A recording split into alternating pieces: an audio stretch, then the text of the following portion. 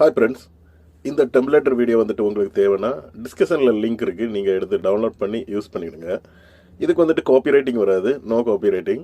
இது ஃப்ரீயாகிட்டு நீங்கள் எடுத்து வந்து யூஸ் பண்ணிக்கலாம். ஓகே நண்பா.